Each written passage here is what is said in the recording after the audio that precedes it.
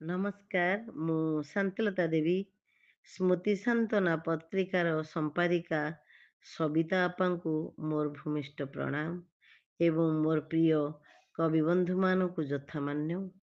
ମୋର ଏକ ଅନୁଗଳ୍ପ ସମୟ ସ୍ରୋତ।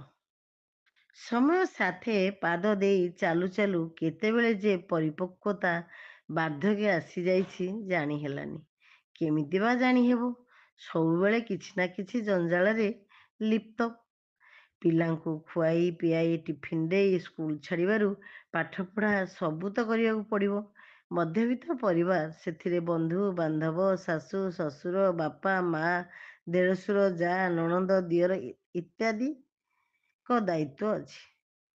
ସ୍ୱାମୀ ସୁଧାଂଶୁ ଜୀବନ ସାରା କିଛି କମ୍ ଧାଁ ଧପଡ଼ କରିନାହାନ୍ତି ସଂସାର ଚଳେଇବାରେ। ଏବେ ସେ ଚାକିରିରୁ ଅବସର ନେଲେଣି।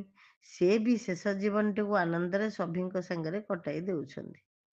ତନୁଜା ଆଜି ଜେଜି ହେଇଗଲାଣି।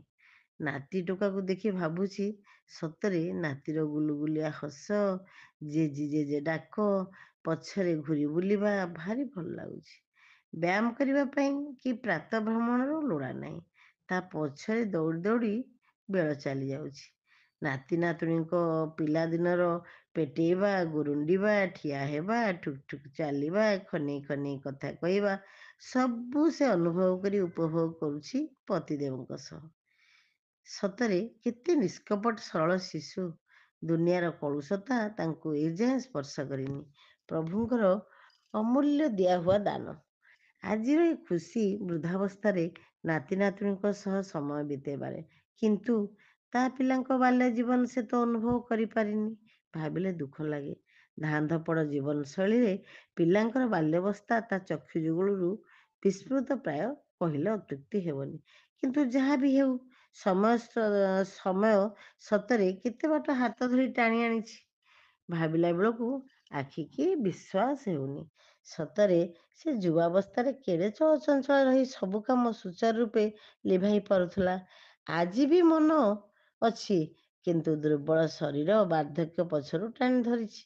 ଯେମିତି କାନରେ କହି ଚାଲିଛି, ତୁ ଆଉ ଏତେ ଚଞ୍ଚଳ ମନା ହୁଅନା।